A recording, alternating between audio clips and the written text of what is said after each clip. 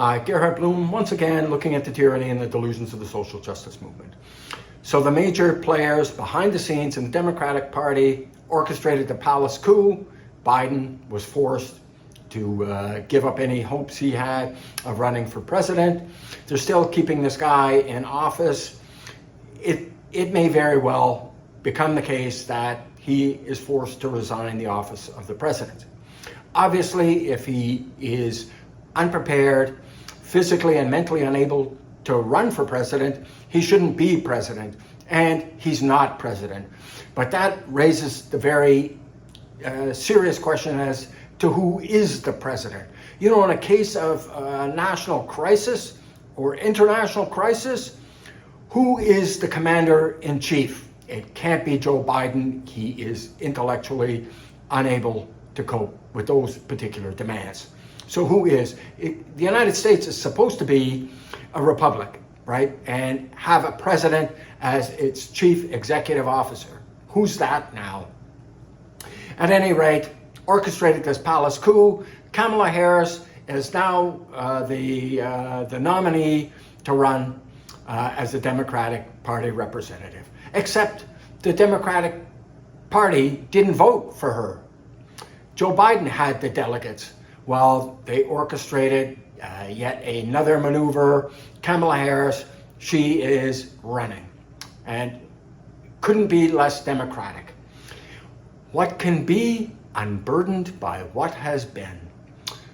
Profound wisdom, something you might find in a fortune cookie if you're very unlucky, right?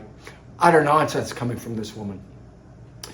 The GOP said she is like a word salad buffet, and they couldn't be more correct.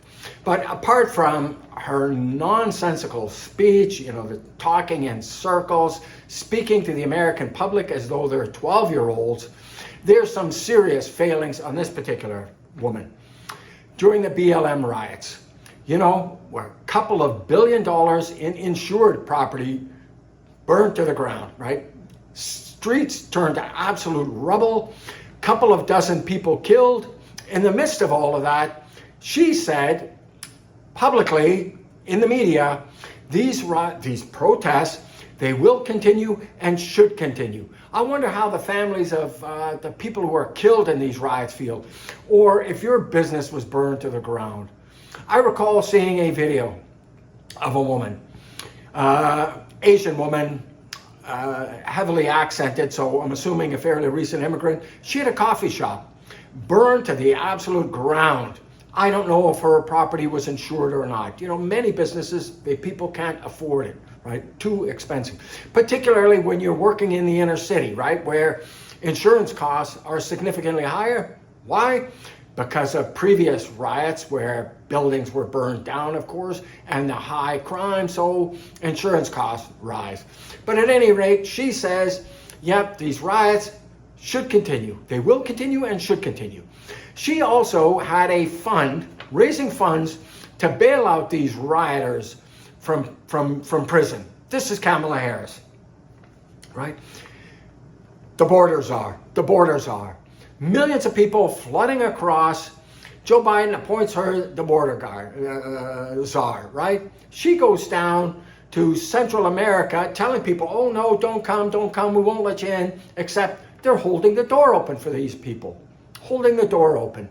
She was interviewed by Lester Holt asking about when she's going to visit the southern border, to take a first-hand look at the disaster of the border.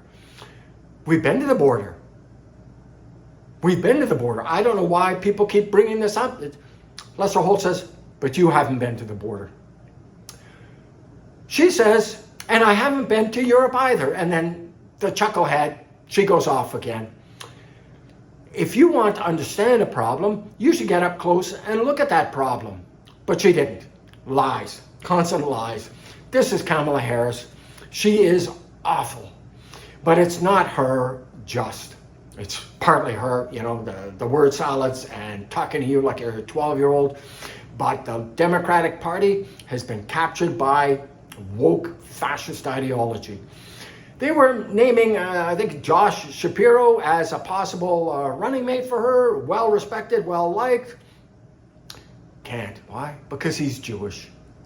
The Democratic Party, they have sided with Hamas and the radicals, the anti-Semitic monsters in their party. And so, no, you can't have a Jew running with her. Awful. Democrats, they're awful. They're the authoritarians here. And they're also the party of the rich and the elite, not the working class party any longer. The poor working class, they're behind Trump. And increasing numbers of people from the Black and Hispanic community are finally waking up. The Democrats, they will give you welfare, keep you poor. And when the government cuts you a check, you are dependent on the government. The Republicans, they want a robust and booming economy. They want to give you your job, give jobs and your dignity. You know, the dignity that honest work and an honest paycheck gives you. Anyways, thank you so much for your time and attention. Do drop a thumbs up if you enjoyed the video. Gratifies my fragile male ego. And please do check out my book, Deconstructing Social Justice. I take you through this. Antifa, the BLM lies, the racist lies, the transgender lies, socialism. It's a lie. It's a lie. Killed 100 million people, utopian dreaming in 1 century by their own government. Utopian dreaming. Anyways, thanks so much for your time and attention. Bye-bye now.